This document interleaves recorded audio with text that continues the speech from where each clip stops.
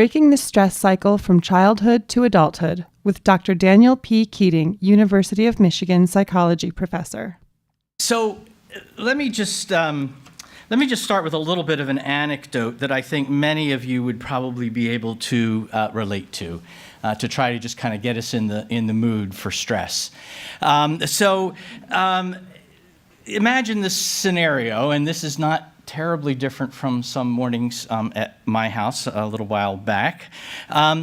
It's important to get the kids to school and preschool on time because this particular morning there's a very early work meeting that Dad has to get to. So everything has been prepared the night before. I'm resisting the urge to walk, so I'll try to do that.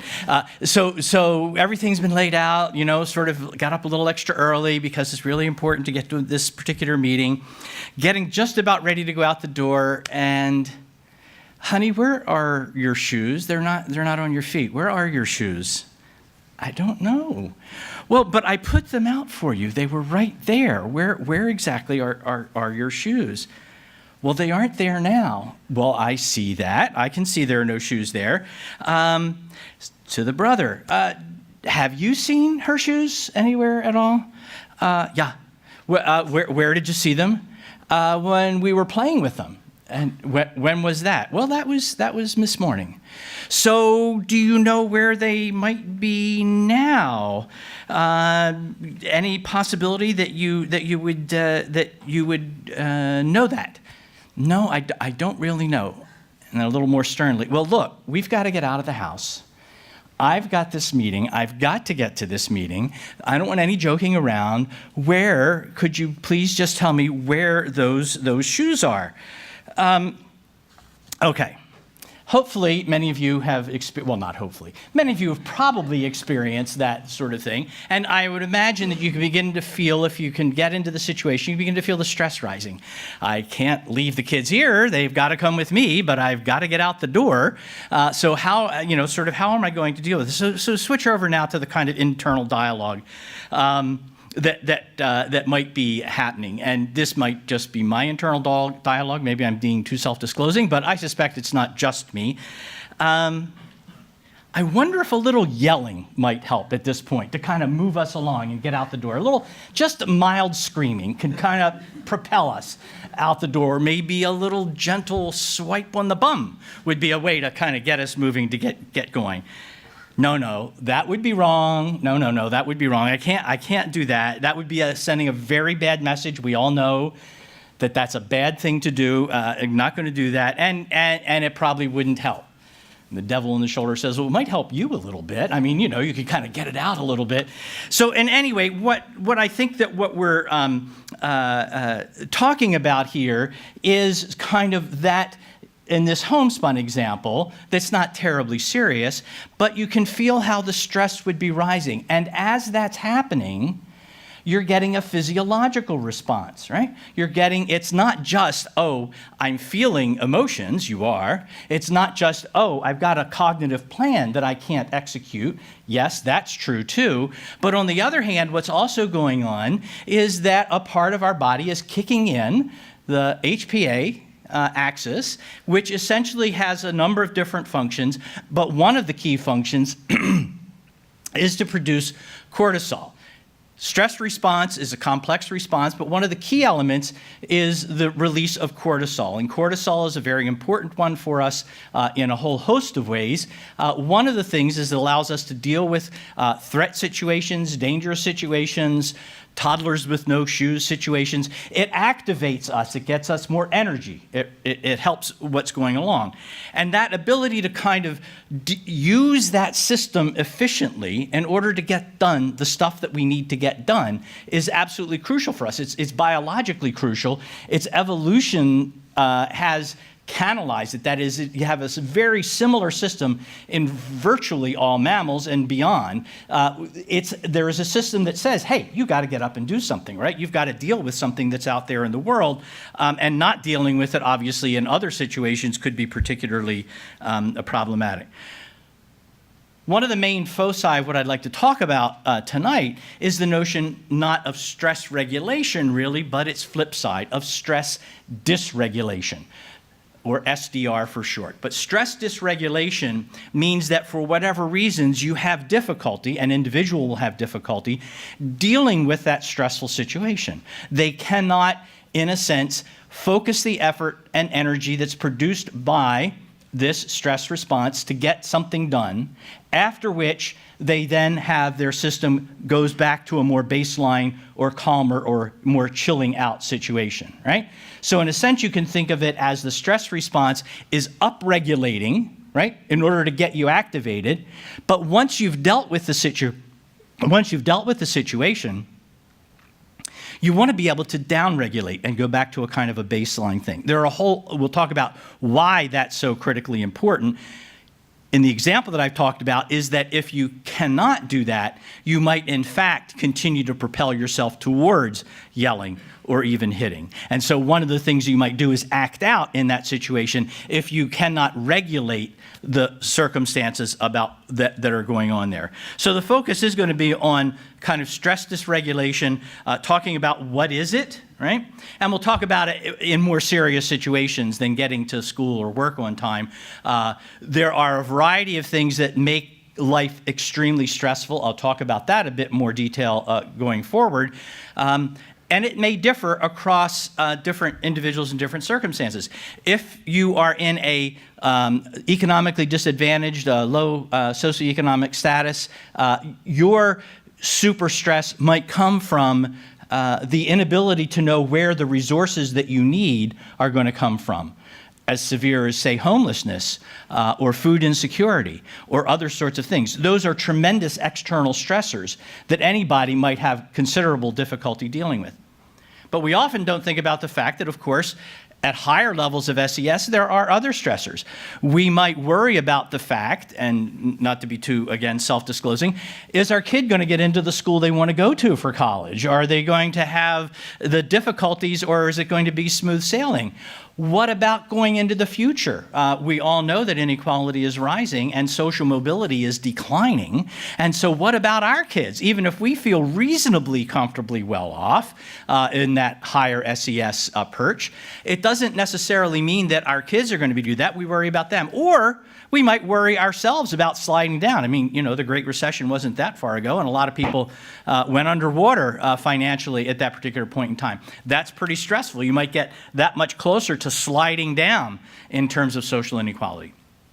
So the what is it can affect anyone. All right, we'll talk a little bit more about that. What are the consequences? I'm going to emphasize the fact that indeed this stress dysregulation, whether it comes from excess stresses out there in the world that we don't have, that we're not able to deal with, or to some extent internally because our stress response system is not as tuned up or well regulated as it could be, and that, I will argue, is on the rise, that those two things can create circumstances where we have, going back to the HPA axis, we've got a lot of excess cortisol floating around in our body over long periods of time. One of the things that we know very well from epidemiology and public health studies of longitudinal cohorts that have followed across time, even now from prenatal on into adulthood, that those circumstances can create situations that are have excess cortisol in a way that creates many problems of behavior, that creates many problems of health going into adulthood. I'll talk about that a little bit. One of the things, though, honoring the title here that I'd like to make sure to get to with plenty of time, how can we break the cycle? What do we, if we identify what the cycle is, and I would argue that that's important to understand where this stress cycle is coming from that we're all experiencing, what can we do about it? And I'll make sure that we have enough time to talk about what can I do about it for myself or my family or colleagues at work or friends. What are the individual kinds of things that are possible to do? But then societally, why are we experiencing higher levels of stress? And I will argue that we, in fact, clearly are experiencing higher levels of stress. So here's the plug for my book. I'm not going to go into it. This is not going to be a data-driven talk because A lot of data's in there, and if you'd like that, I think it's a good read, but, I wrote it, so I guess I would. But I think that the point is that a lot of the concepts are quite more straightforward than the data allow us to see. So if we get lost in the data, sometimes we can miss out and not see the forest for the trees. So I'm happy in discussion to talk about any of these things. I have incorporated a lot of research into this, I hope in comprehensible ways, but not a great deal of it is not mine. I rely on colleagues' work. Some of it's mine, some of it's lightly mine, some of it's more deeply mine, but a great deal of it is from others. So I will not take the time to go through the data argument here, but I'm happy to address that at any point in the discussion. Okay. All right. So I want to talk first, set the stage here a little bit more dramatically, and that is that we are experiencing, and I think the evidence is pretty clear-cut on this, a pretty severe stress epidemic in the U.S., and it has been growing for at least 3 or maybe a bit more decades. And there are 3 kinds of things that we would look at to do that. The first is that the data from the CDC, the Center for Disease Control and Prevention, if you look at the many things that are clearly identified as diseases or disorders to which excess stress is a contributor, the reason why we might either have them in the first place or have them exacerbated or manifested more strongly, there are a variety of those sorts of things. And essentially all of them, and anybody can go back and look at this, right? I mean, you can set whatever dates you want and look in the CDC data. But if you look at things that we all probably pretty much know about, we look at things like obesity or metabolic disorders or sleep disorders or cardiovascular disorders. What we can see is that those are on the rise. Not always mortality. We know how to save lives if you have a heart attack, but it's whether you have the condition or not. Those have been showing substantial increases over a 30-plus year period. For many of these up there in the 20-25% range, which is certainly not trivial. A second one is population surveys, where there have been good representative population surveys, that is, that not just catch as catch can, but where we actually have good data, asking people, how stressed do you feel? Do you feel overwhelmed? Do you feel distressed? Do you feel anxious, right? Those have been going up substantially, somewhat similar order of magnitude to the diseases and disorders. And another piece of evidence comes from a study that has just come out fairly recently, where in a national survey that's followed people in the U.S. over a long period of time, it's called NHANES, where actual physiological indicators, biological measures were taken on individuals, and they've gone back and analyzed that. And so you can identify, we know enough about the stress cycle and how it contributes to health, that you can identify a number of the things that are in fact contributors to stress. This is before you show any of the disorders or diseases. This is just what are you carrying around as a stress load in your body, right? The stress load in your body. You have indicators in the heart functioning, things like cholesterol and whatnot, things that have to do with kidney function, liver function, and so forth, that are known to be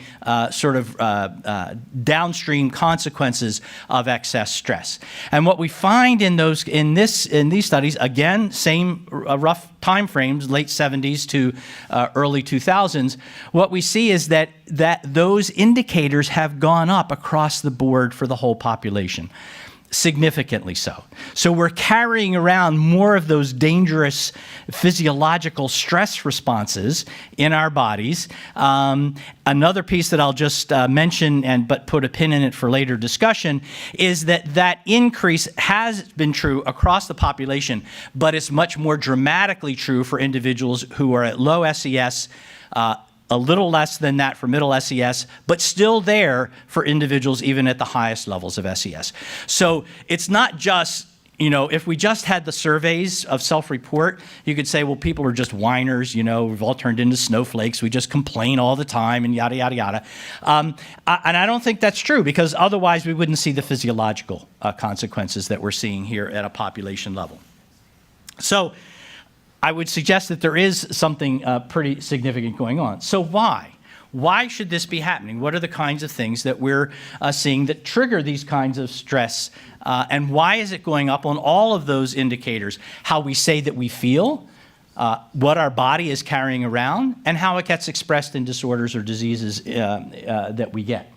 Well, if we think about what are the three big psychological reasons why we might have a stress response, right? Sometimes functional, but in this case, we're talking about ones that are dysfunctional or dysregulated. Obviously, fear, right? I mean, this is a big motivator for our HPA axis, right? If a tiger jumps out of the bush, you were pre-programmed to run as fast as you could, unless you thought you could take it on. So you could do fight or flight, but with a tiger, probably flight's a better choice. But nevertheless, it's to gear you up to deal with something that's a threat, that's danger, that's a difficulty.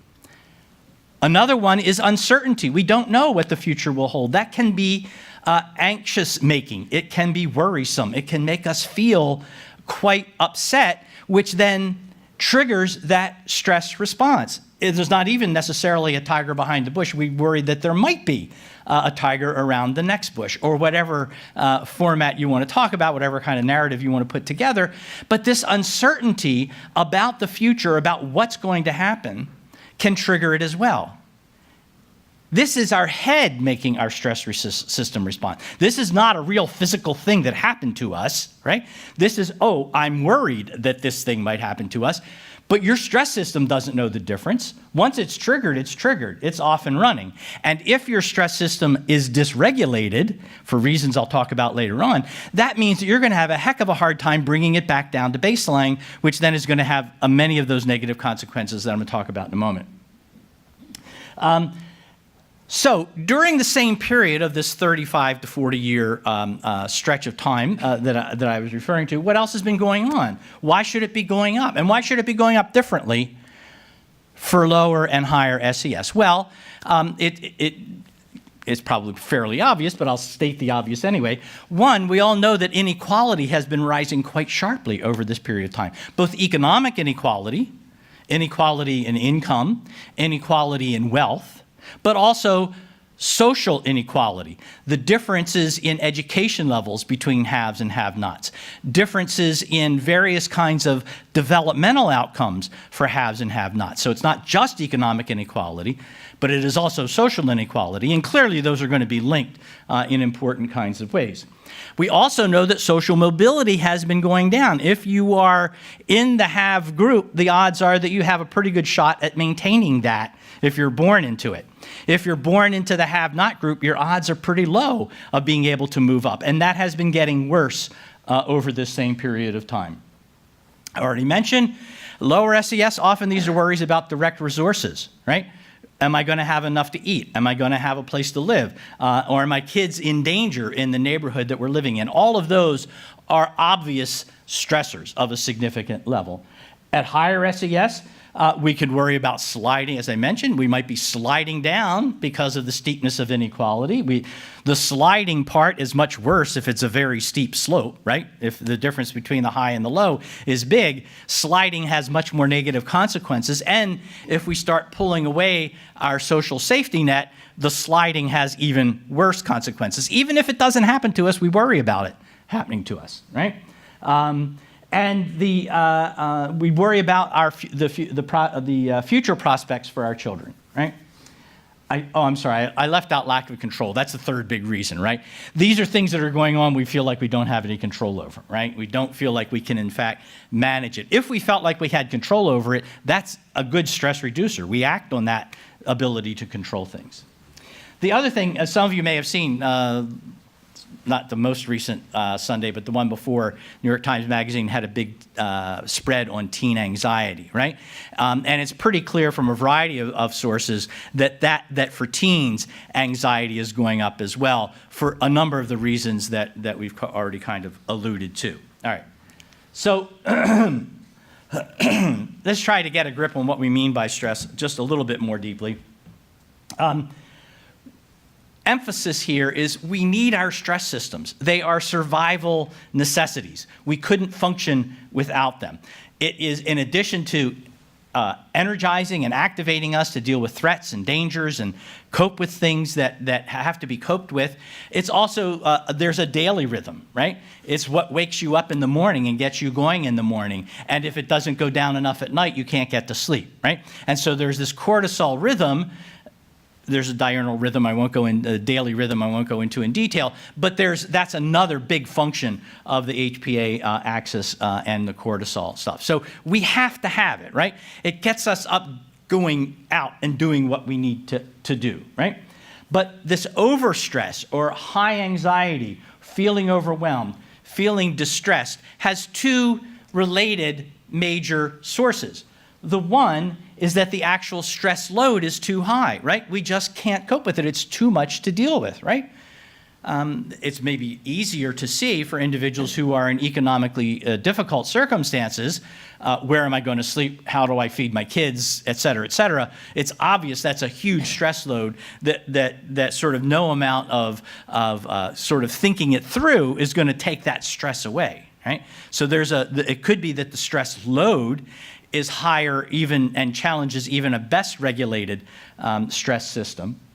But for many others, and in increasing numbers, I would suggest, although the population data we don't have at this point because we've only begun to study how to get at that, but many individuals will have a situation where their system is already out of whack. Their HPA axis is malfunctioning. The one that the book focuses on, because it's been the most studied, it has the best animal as well as human data, is in the stress response system specifically, and it specifically deals with a feedback loop. Don't want to go into the physiology in much detail here, but basically what we have is a mechanism that when we get stressed, then we have a response, adrenaline first and then cortisol. The cortisol gets us out there and does all those good things that allows us to deal with threats and so forth. Once it's done, right, once we've dealt with whatever it is that we understand that we're trying to deal with, that excess cortisol is floating in the system and it feeds back to the hypothalamus, part of the brain, and it says, okay, good, cool, enough, stand down, downregulate, everything's cool, just relax. The particular aspect of that gets, and I'll talk about it now, that can get under the skin, is one of the key genes that makes that happen, that makes that feedback to stand down, has been what's known as methylated epigenetically. What it means is that has, in a sense, for all intents and purposes, gone offline. If you think about it as you go to turn off the faucet and the faucet's broken and you can't stop the stream of water coming out, right? That's kind of what we're talking about here. That's an analogy for what we're talking about here. And so what happens then, even a minor eruption gets the system going, but then you can't get it back down, right? What that means, of course, is that you have all that excess cortisol floating around, which then has some of the consequences I'll talk about in a moment.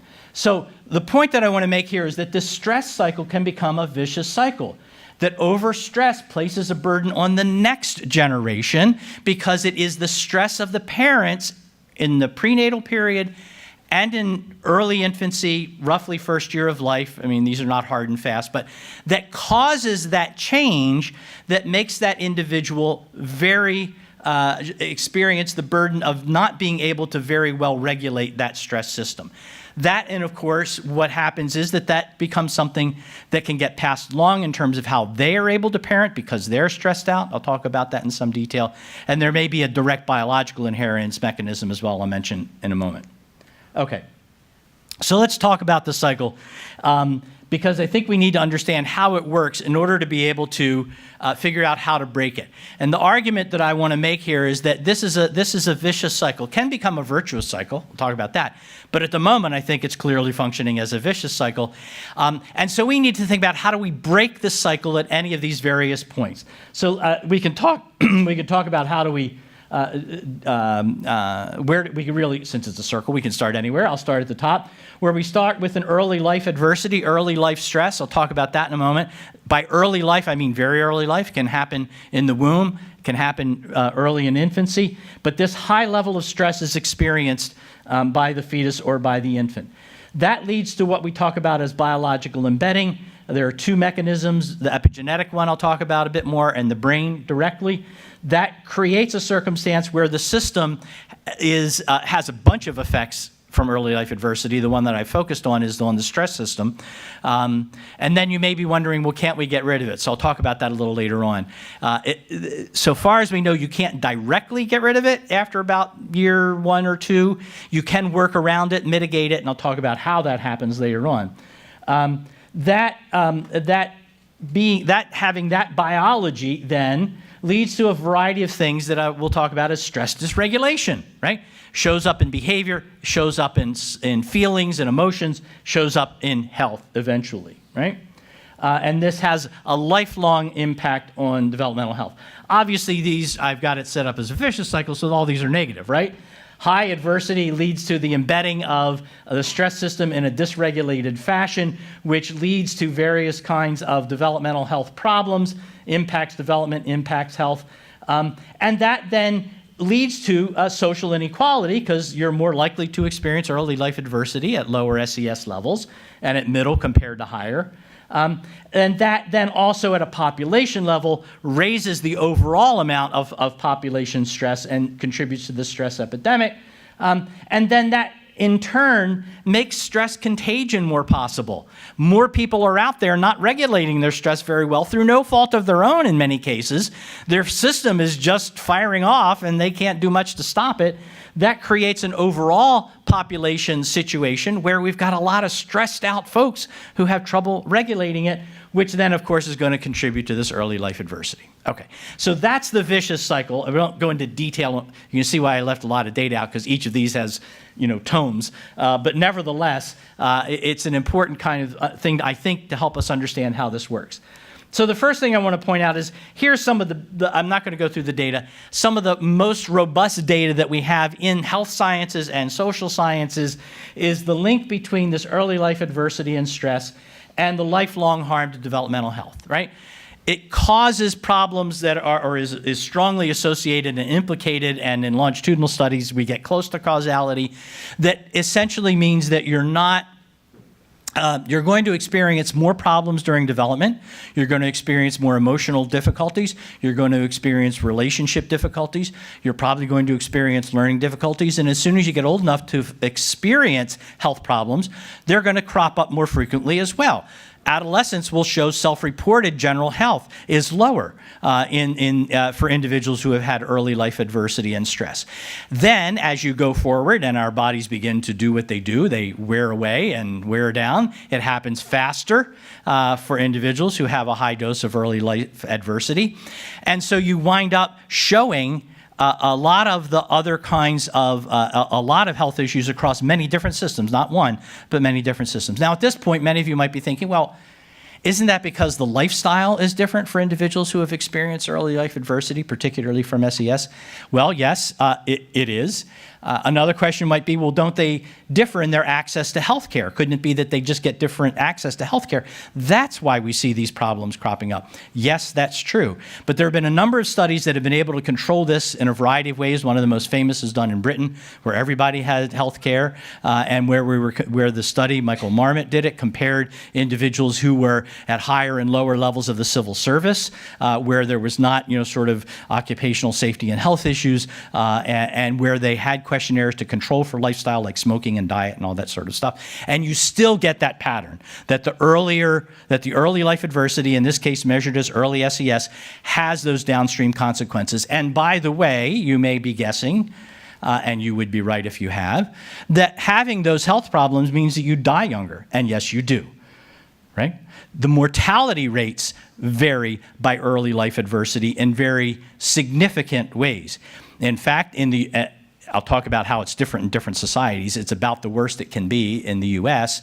If you take in the U.S. individuals who are advantaged on many of these socioeconomic indicators and being in the majority group and the biologically stronger gender of women, if you are a white woman from high SES compared to a low SES black male, your average life expectancy after childhood from age 21 forward is about 16 years of your average expected life, right? You're going to have a 16-year differential in how long that you're going to live. Now, that's the maximum contrast, but it's about the difference between average life expectancy in the West versus some of the sub-Saharan countries in sub-Saharan Africa. It's a big, big difference. That's a population effect, right? So that's a big effect. So the point is that this is not just about how we feel. This is about a whole lot more than how we feel. Okay, so I've kind of said this already, but just to sum up, it has an impact on all kinds of outcomes in developmental health, right? All of them tend to show this: physical health, educational achievement, your career trajectories, mental health conditions, as well as diagnosis differentials. For example, if you're a black male in a typical school system and you happen to suffer with autism, if you happen to experience autism, your odds of getting misdiagnosed with oppositional defiant disorder are markedly higher, right? Various other conditions are going to be differentially diagnosed depending on some of these things as well. Justice system involvement, which is an area that I also work in, dramatically different, right? Dramatically different by these same indicators for all sorts of reasons that we know about. Mass incarceration of blacks and so forth and so on is pretty dramatic evidence. There are lots of ways that we could look at this. They all point to the same outcomes in terms of SES as well as in terms of race and ethnicity. So it's basically everything that has to do with development and health, right? And it shows up as a lifelong burden in adult health as well as in child functioning and in mortality, as I just mentioned. Okay. So we need to unpack this a little bit to try to understand something about what's the actual stuff that happens that leads to these pretty pervasive and difficult outcomes. Well, one of the things we've already talked about is the effects are pervasive, right? It's not something that just happens to one system, right? So you could imagine a kind of analogy to, say, lead toxicity, such as was experienced very recently in Flint, and the downstream consequences are plaguing us still. That's likely to have some fairly specific kinds of effects, or at least ones that we know about that particularly, unfortunately, tend to be in neurotoxicity and brain toxicity, having to do with sort of cognitive functioning and capabilities, as well as in the ability to self-regulate. But they tend not necessarily to cut across the board, whereas this kind of early life stress, early life adversity does, and it affects all those different kinds of things. It's portable in the sense that even if you wind up in a much higher SES situation than you were born into, you're still very likely, probabilistically, to suffer some of these consequences, even if you've changed your life status substantially. Right? It doesn't just go away. And it doesn't go away, as we'll talk about, because it gets into your biology. And the effects are lifelong, as we just talked about, okay? Now, what could account for this, right? That's the question that many of us have struggled with for many years, decades. How does this happen? We need to have something that allows us to understand how this kind of early adversity gets under our skin. It has to, in order to have health effects, as well as learning effects, as well as emotional effects, as well as relationship effects. It has to be something, right, that gets under our skin. So what do we know about that? So what we want to know is something about this getting under the skin part. How does it get from adversity into this biological status that then follows through in a variety of different ways, right? So there are two major ways. The first one we've studied for a longer time and know a little bit more about, although there's a massive amount still to understand, and a second one that's relatively newer that we're just getting a handle on now. The first is that we've come to understand that brains listen to the environment that they're born into. The genetics lays down a basic blueprint, but there's a lot of latitude in how particular neural circuits get built, right? This is what's known as neural plasticity, and the mechanism of doing that actual thing, some people call it synaptic pruning, some people call it neural sculpting, but basically it's fine-tuning that brain to the environment in which it finds itself, right? It has to be able to be adaptive to that situation. Now you can imagine, let's go back in evolutionary time, you can imagine that if you experience high stress prenatally or in early life, that probably means that the environment you're going to be born into is a dangerous environment, right? If mom all of a sudden disappears from the scene, well, that's probably because something happened to mom, and you'd better be expecting that. So it means that your best adaptation in fitting that environment is to be on high alert. It's to have a fast response system to anything that looks like a danger and be able to respond to that, right? That happens dramatically in early life. Talked about that a bit. Interestingly, though, adolescence is a second period. A lot of people, including me, tend to think of it as a second critical period of development for brain development, where, in fact, a whole new bunch of plasticity comes in, a whole new bunch of brain cells, known as synaptogenesis, comes in, and we can, in fact, shape that in a variety of ways to overcome some of those earlier life adversity if that's been the experience up to that time. So it's not just one kick at the can to fit the environment. There are two kicks at the can. And if we can manage to deal with it in effectively later on, many, not necessarily all, of the problems can, in fact, be addressed, right?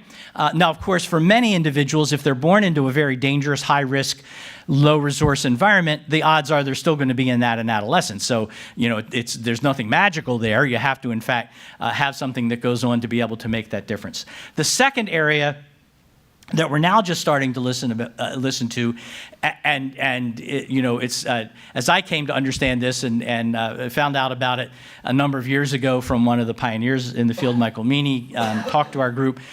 This was in Canada, and he described this sort of early work on what's now become a burgeoning field of epigenetics, particularly social epigenetics. And epigenetics is complicated. The simplest thing is it's the way that the genes listen to the environment that allows them to say, oh, okay, we need to fine-tune, not change the DNA. You can't do that, but you can say, oh, these genes need to be turned off. These genes need to be turned on. The one I'm talking about, known as NR3C1, which is one of the important genes in the stress system, is what has a big effect on the feedback loop, right? To shut the system down after the stress event has passed. That can be dramatically affected by the mom who's carrying a fetus being very stressed out during that period of time, substantially, not everyday hassles, but substantially stressed out, can cause that epigenetic change known as methylation to that particular gene, which makes it function in a way that we think of as stress dysregulation in a normative environment. In a highly dangerous environment, it's pretty adaptive, right? Maybe you should run away at the drop of a hat or the rustle of a leaf, right? That's why, in a sense, we believe that it's there to be able to do that job. Or early in infancy, the same sort of thing. There's a high stress because the nurturing is not available or is subpar for a variety of reasons, can have the same kind of effect. And it has the same kind of life course consequences. The other one that is, I think the evidence is starting to accumulate to a level that I think it's worth thinking as a strong probability. I think the evidence is not totally wrapped up at this point, but there's some very good evidence in animal models particularly, because the generations cycle more quickly, that some of these changes, and this one in particular, some of these epigenetic changes can also be passed down to the next generation biologically. The next generation can inherit that methylated version of that gene with the same consequences, even if their experience early on doesn't have that same level of stress, right? So it looks as though there's a good case to be made that indeed it can get passed down both ways. But it also can just get passed down if your parenting is coming from an individual who's stress dysregulated. It's not going to help them be a good parent, right? They're going to get it wired up. You start crying as an infant, and they kind of like go ballistic, right? Well, that doesn't help you calm down, right? And so it can happen both at the behavioral level as well as potentially at the biological level. So this is all connected then to the one that I'm talking about here primarily is stress dysregulation, why we might have stress dysregulated systems. Okay. So the NR3C1 is the particular methylation of that is the one that can lead to the stress dysregulation, as I've just talked about. All right. So now the question would be, well, how do we ever get away from this, right? You would think that, well, if it can be behaviorally passed on or it could be biologically passed on, at some point in one's ancestry, going back enough generations, has experienced something like this. How does it ever go away, right? So one of the things that's very interesting is to look at something that we in one of our research groups started talking about is kind of super nurturing an infant, right? And this was based on some work with animals, particularly with monkeys. You can't go directly from one to the other. And one of our colleagues, Steve Sumi, kept pointing out to us that we shouldn't anthropomorphize, but it's sometimes hard not to when you look at them. Nevertheless, what are the kinds of things that could reverse it, right? So we've already seen that the stress dysregulation can come from a high-stress pregnancy, from epigenetic inheritance, from genetic vulnerability, which I haven't talked about, but you can have individuals who have a genetic variant that primes them for having dysregulated stress systems, or high stress early in infancy, right? And but what the Steve Sumi's work and others have shown is that if you have sustained and persistent positive interaction, can create resilience in the infant, okay? So what do we mean by that? Well, there are challenges to doing this, right? Because let's think about it. We've now got an infant who, for whatever reason, is showing a stress dysregulated pattern. What's that look like in the infant? Well, it's an infant who's pretty easily stimulated to get distressed, right? And they're going to show it by crying and screaming and fussing and not sleeping and so forth and so on. Okay, so every baby does that, right? All babies do that. For these babies, when they do that, all of the routines that we know how to run through that will bring them back down to a nice calm baseline aren't working, right? So we might pick them up and cuddle them and sway a little, right? A lot of times that's enough. They just kind of go back to sleep if they were sleeping and woke up screaming, right? If not, we all know the routine when we're taking care of newborns or infants that we do. Are they hungry, right? Are they cold? Are they warm? Are they wet? Do they need a diaper change? You go through the whole list, right? I mean, as a parent, you hope that you hit on it before the whole routine has gone through, but nevertheless, you know these things are going on. But now imagine that you've got an infant, you go through every bit of the repertoire that you've got. Doesn't help. They're still going like that. Well, what happens? Well, number one, you're going to be pretty darn frustrated as a parent, right? Here I am doing my best, right? And one of the great joys along with all the challenges of parenting a newborn or an infant is that when you hit on whatever the magic thing was on that particular occasion and they calm down and they just kind of go into a nice state, number one, you feel relief, right? But number two, there's a strong bond that's created there. You get an oxytocin release, what's known as the trust hormone or the love hormone, right? You get this big burst of oxytocin, baby and parent, both, right? Get it. Moms get it particularly boost when they're breastfeeding, but all parents get it or virtually all parents get it when they get this response, right? You've got a stress dysregulated infant. You're not getting it, right? All you're getting is more and more and more and more demanding. But if one can persist in being able to do this, there is evidence, and it's really more on genetically vulnerable infant macaques that Steve Sumi studied. What we find out is that indeed you get a reversal of some of those things if it occurs early enough, if it occurs consistently enough, right?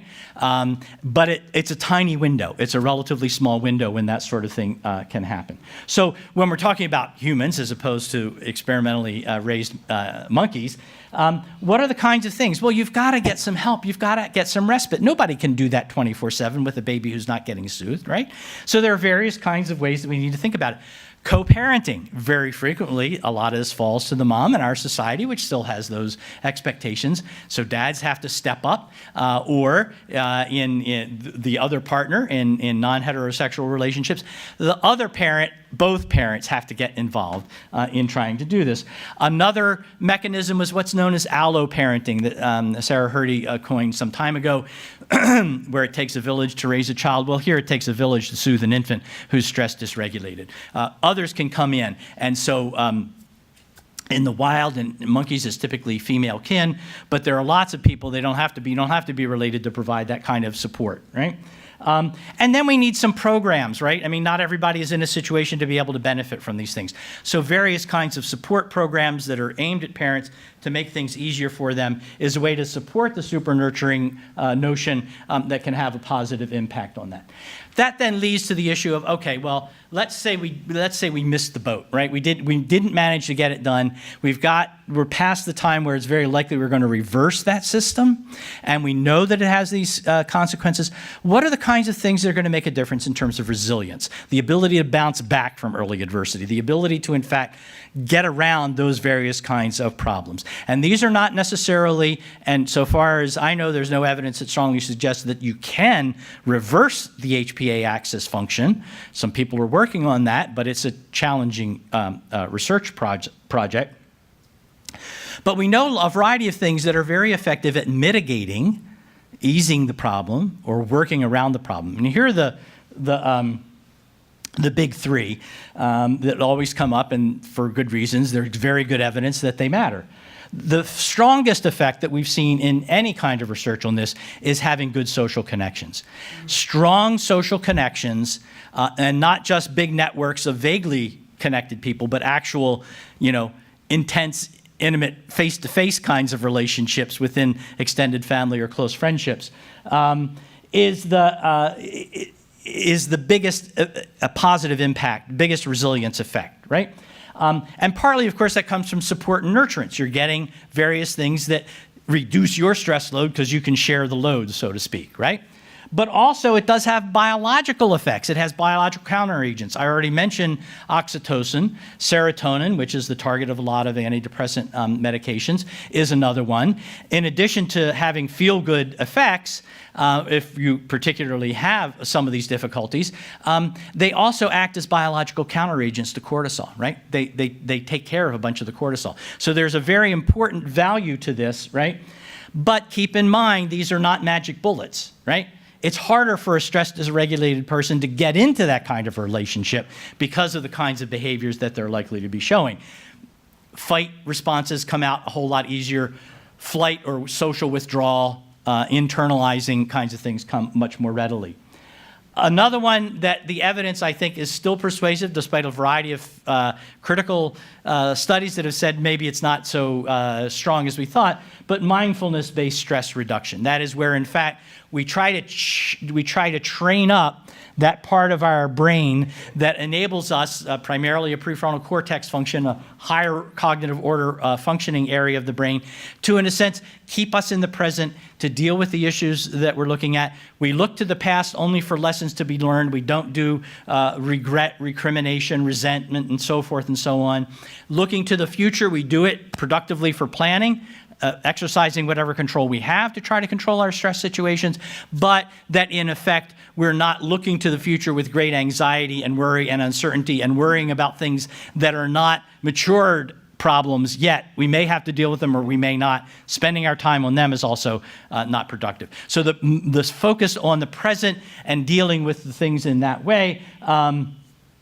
And there is the part of the work that's being the most challenged is whether observed brain changes. There's some evidence that suggests that there are.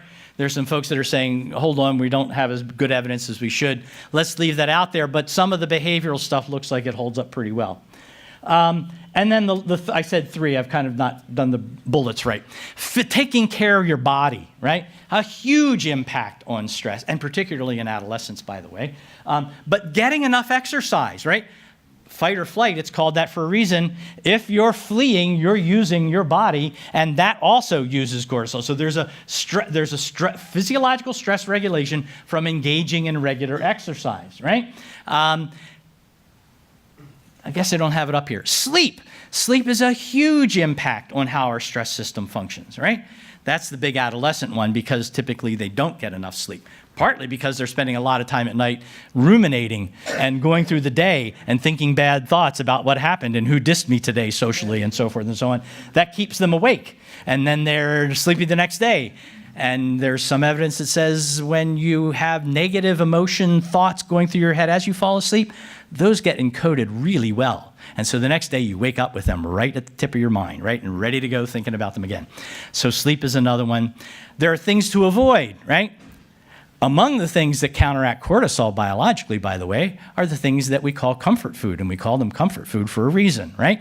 They, in fact, have that negative effect. I think we all know this, sort of anecdotally in our own lives. If you're feeling super stressed out and agitated, distressed, overwhelmed, geez, like a bowl of mac and cheese or a big donut, man, does that feel good? And it's just kind of like, I can deal with the world again, right? Now, the downstream consequence in terms of obesity and metabolic disorders is not to be desired, but that's why they are so connected, and some people would argue that they may also be addictive for some of those for some of the same kinds of mechanisms that we're talking about there. Substance use has the same effect, right? Or can have the same effect. Alcohol, various kinds of psychoactive drugs relieve temporarily, but create risks in terms of long-term health risk outcomes, risks for long-term health outcomes. So one of the points I want to make here is that we can deal with a stress situation, but there aren't magic bullets, right? One of the best ways to overcome the very negative effects of early adversity is arrange society so we don't have so damn much of it, right? If we didn't have so much of it, we wouldn't have that many people that are carrying the burden that we need to try to figure out how to make it work for them, because these are hard things to achieve, right? Anybody who's struggled, with physical self-care in terms of eating or working out or whatever, or to try, mindfulness is not, it's not like striking a pose and all of a sudden you're mindful. You have to work at it, right? Building social connections is something that you have to work at, right? These are not things that just drop out of the heavens like manna, right? You have to work at these various things. Okay. These are not, as I say, these tend to be in the area of mitigation and workarounds rather than changing the basic system. And so we need to find a way to interrupt the cycle at the start, right? I've already kind of been through this. In the interest of time, I'm going to skip over it. What is the consequences? I've already talked about them. You feel anxious, stressed, agitated, overwhelmed. It varies in how it expresses itself at different points in development.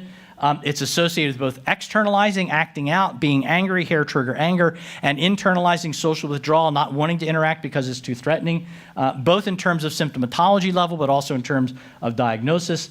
And it also affects learning and cognitive development because our ability to regulate our attention and emotion is going to be impacted, and that makes learning pretty hard as well. Okay.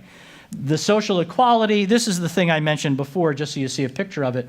This is what this index, the numbers are in terms of constructed factors, so they don't have a direct numerical equivalent. But in the 70s, we had at low SES, we had this level of physiological indicators. This is base 0 is the average between these. Low SES had higher than the high SES, but it's a relatively shallower slope, right? The inequality is not as stark as up here. This is from, I think, 2010 data. It's lumped together, 2009 to 2014. Look at this jump for the low SES individuals. And these are indicators that you're carrying a stress load physiologically, right? But it also went up for individuals at the high end of SES. It wasn't just the low end, and it wasn't just the middle, all right? Okay. So we've done some work looking at international comparisons. And I'll just summarize this. I'm not going to go through it. How steep the inequality is in the society that you live in makes a difference. It makes a difference across the board for everything we've talked about. If you've got steep social inequality, so the individuals who are advantaged are very much advantaged compared to individuals who are disadvantaged and compared to people in the middle, these consequences flow very much more strongly than if there's milder differences. In terms of mortality, just using some National Academy of Science publication data, just pulled it out for one point of comparison. If you want to live as long as the average Swede and you're in the US, you better be about the 70th percentile of SES, right? It's a big difference, right? And so how steep the inequality is will make a difference, right? And here's a study that we did. This is looking at adolescent health and adolescent development and adolescent social engagement in a variety of different ways. Here we've got lower inequality and what we called high societal resilience, right?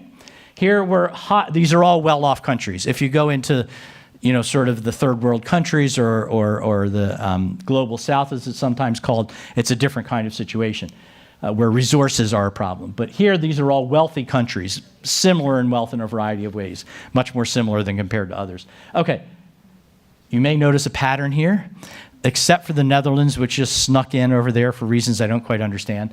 Data are data, they don't Anyway, But every other one has some kind of English language heritage. I know I'm Irish. People would say, hey, well, Ireland, come on.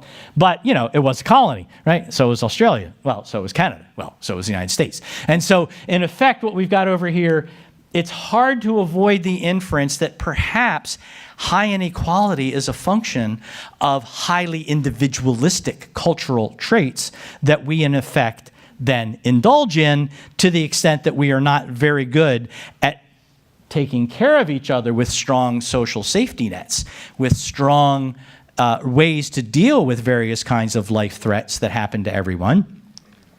And as a consequence, there are perhaps fewer stigmas attached to needing some collective support from others in the terms of a social safety net. Okay. So why do they differ? Well, there are three big reasons why we see these things. One I've already talked about before is income inequality. If you measured income inequality in these countries, that was part of how we defined resilience, for sure. You're going to see differences on income inequality in the direction you'd expect. Much lower income inequality and wealth inequality, oh, that's harder to study. Much higher income inequality and much higher wealth inequality. Okay. But beyond that, and you might say, well, that's a pretty big political chore. We're going to all of a sudden convince the United States to redistribute income better. Not bloody likely. Well, no, we are redistributing, but in the wrong direction. We're redistributing up.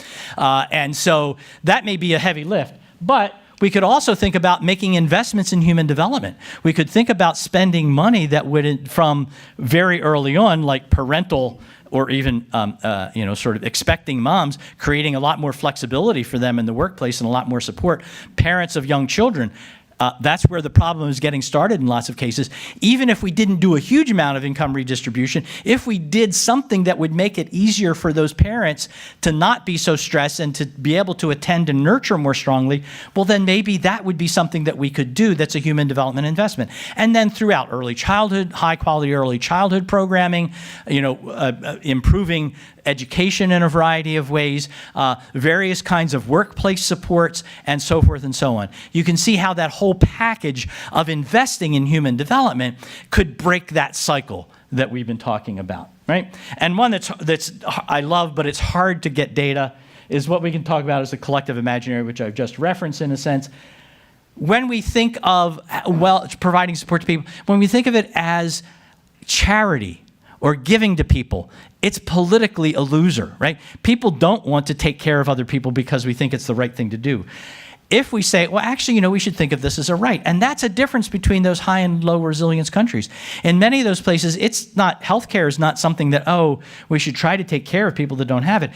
You've got a lifelong right to healthcare. Maybe we're trending in that direction. I hope so. You have a right to high-quality early childhood education. That's not optional. You're supposed to have that. You have a citizen's right. When they tried to take it away in France a few years back, most massive demonstrations they've had in decades don't take away our maternelle écoles, where we're going to, in fact, take care of the youngest members of our society. And we need to think about that. Another way is to think about it. It's an investment versus a benefit that may be undeserved, right? So we're actually trying to improve what's going on for our population. That's another potential way to break that cycle. So there are others, I'm sure, but these are the three big categories that keep turning up. We have done some work comparing collective imaginaries in the US and Canada around healthcare, and even though Canada's in the lower group, they're doing better than us, and part of it is because they view healthcare as a right rather than as a privilege. And so we can do various kinds of things that would reduce these effects by creating better circumstances that reduce the parental challenges to providing nurturing. And I think that and that we complete the cycle by saying, there are lots of different ways that we could try to break that cycle. At every one of these arrows, there's something that we could do that would make a difference individually and societally that would reduce the stress cycle. At the moment, unfortunately, I think what we're seeing is this is accelerating. The vicious cycle is accelerating. It's not decelerating. It's not churning into a virtuous cycle. In fact, we're going stronger in the other direction. And given what we see in diseases, disorders, physiological stress loads, self-reports of being stressed out, that is a dangerous place to be, but The good news is that, in fact, we can do it, that we need to put all hands on deck to try to deal with a variety of these issues, but it isn't hopeless. We could look at other societies at the moment and see that, in fact, many societies are, in fact, doing this better. Okay, and so that's the end of what I was going to talk about. Thank you.